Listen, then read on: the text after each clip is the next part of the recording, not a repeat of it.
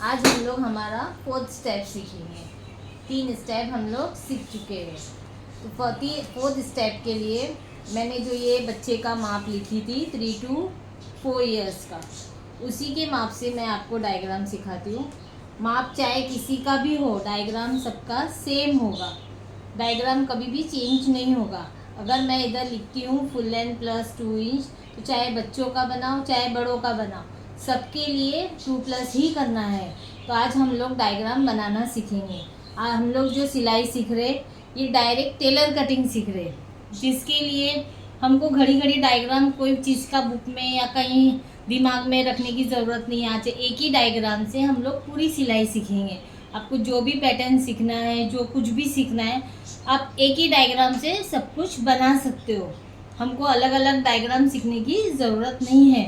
तो आज मैं आपको डायग्राम बनाने सिखाऊंगी। सबसे पहले हम लोग को 1 2 3 3 काम एक साथ करना है। फर्स्ट आपको ध्यान रखना है कि ये फोल्ड साइड जो है, चाहे पेपर का हो या कपड़े का हो, ये फोल्ड साइड जो है ये हमारी तरफ रहेगा। अगर मैं डायग्राम बना रही हूँ तो ये फोल्ड साइड मेरी तरफ रहेगा। अगर आप बना रहे हो तो आपकी तरफ रहेगा। आप मेरे साथ चाहो तो आप मेरे साथ साथ आप डायग्राम बनाना सीख सकते हो। 1 full length plus 2 inch, full length 24 है, उसमें प्लस 2 इंच करेंगे। हमको एक साथ में ये 3 काम करना है। 1 2 3, 24 प्लस 2 इंच 26। सेकेंड है बॉडी लाइन 9 प्लस 1 10।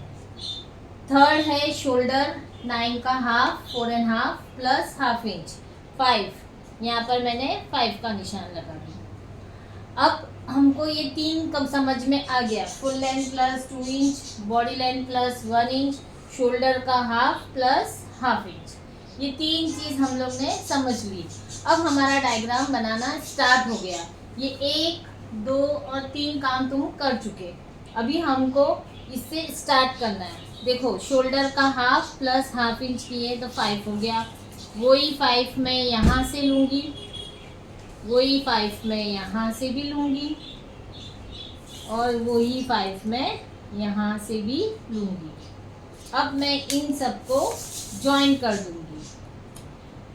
अगर आपका शोल्डर 13 14 15 जो भी हो, उसका हाफ करना है, उसमें प्लस हाफ इंच करना है, और उस साइज का आपको ये बॉक्स बनाना है। 4th हमारा है चेस्ट। चेस्ट का 26 का 1/4 6.5। मैंने आपको ये सब 1/4 करना 3rd स्टेप में सिखाई थी। 26 का 1/4 है 6.5। तो हमको अभी यहाँ से ये जो हमारी लाइन हो जाएगी, ये चेस्ट की लाइन हो जाएगी। तो हमारा ये 5 का बॉक्स था, उसको हम लोग कर देंगे 6.5। ये हो गया हमारा 6.5। देखो यहाँ पर मैंने बॉडी लेंथ प्लस 1 इंच की थी, 9 प्लस 1 10। यहाँ से हम लोग कमर का 1/4 करेंगे। ये आंसर भी हमने लिख के रखा है 1/4 करके। 24 का 1/4 6। अगर आपने मेरे 3 स्टेप नहीं देखे हो तो आप प्लीज़ आप स्टार्टिंग से मेरे 3 स्टेप देख लीजिए। आपको सिलाई बहुत आसान लगेगी। इंशाअल्लाह मैं आपको अच्छी सिलाई सिखाने की कोशिश करूँगी। ये हम लोग का कमर तक का डायग्राम बन चुका, बॉडी लेंथ तक का। अब हम लोग को हिप्स करना है। हिप्स के लिए हमको क्या करना है, कमर से नीचे आना है।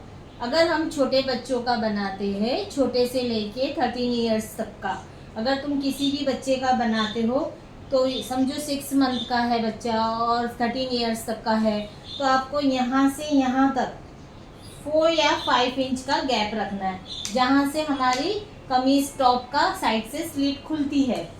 हिप्स तक का, ये हिप्स तक का गैप है 4 to 5 का। मैंने यहाँ 5 ले ली। अगर आप बड़ों का बनाते हो 13 इयर्स के बाद, आप चाहे किसी का भी बनाओ, 13 इयर्स के बाद आप चाहे किसी का भी बनाओ, तो ये हमारा गैप हो जाएगा 7 इंच का। यहाँ पर मैंने चेस्ट का 1/4 किया था, यहाँ पर मैंने वेस्ट का 1/4 किया, और यहाँ पर हम करेंगे हिप्स का 1/4। हिप्स हमारा था 28, उसका मैंने आंसर लिख के रखा है 7। तो मैंने यहाँ 7 पे मार्क किया। और ये ऐसा करके जॉइन करके इसको यहाँ मैंने वेस्ट तक का जॉइन कर दिया। हमारी लेंथ यहाँ तक की थी।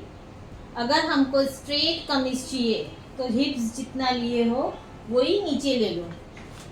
मैंने यहाँ 7 लिया है हिप्स का 1/4, तो आप यहाँ पर भी हिप्स का 1/4 करके यहाँ पर भी 7 ले सकते हो। और अगर आप किसी का बना रहे हो टॉप और किसी को ये दामन, इसे दामन कहते हैं, इसे दामन कहते हैं, अगर किसी का बना रहे हो और उसे ये दामन बड़ा चाहिए अगर ये दामन बड़ा, तो उनकी कमीज का दामन माप के अब जो भी दामन रहेगा उनका 20, 25, 26 सबकी अपनी अपनी चॉइस रहती है, तो वो उसका हाफ करना है आपको, वो यहाँ लेना है। और अगर स्ट्रेट कमीज पहनना है तो जितना हिप्स लिए हो वही दामन में लेना है। ये हमारा फिगर रेडी हो गया। अब ये तो मैंने अपना फिगर के हिसाब से बनाई हूँ। अब मुझे 1.5 या 2 इंच एक्स्ट्रा लेना है, क्योंकि हमें मार्जिन के लिए कपड़ा रखना है। तो ये मैंने 2 इंच एक्स्ट्रा ले ली। आप 1.5 भी ले सकते हो और 2 भी ले सकते हो, आपकी मर्जी। आप चाहे तो ज़्यादा भी ले सकते हो। अब इसी को मैं वापस से फिर से ये जॉइन कर देती हूँ।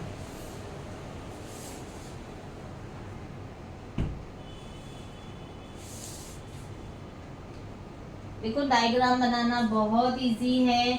हम लोग, बहुत सी औरतें जो होती है उनमें बहुत सारा टैलेंट होता है, मगर क्या होता है वो आगे हिम्मत नहीं करती है कुछ करने का। अगर हम कोशिश करें तो हम हर एक चीज़ सीख सकते हैं। ऐसी कोई चीज़ नहीं है जो हम सीख नहीं सकते। और हुनर सीखने के लिए कोई उम्र की ज़रूरत नहीं है, हम कोई भी उम्र में सिलाई सीख सकते हैं। मेरे पास एक सिलाई सीखने आती है लेडी, वो 74 इयर्स की है, अभी वो रिटायर हो गए हैं। तो उनका ड्रीम था कि मैं सिलाई सीखूं, तो माशाल्लाह वो मेरे पास आज सिलाई सीख रहे हैं और काफ़ी चीज़ सीख ली है वो मेरे पास।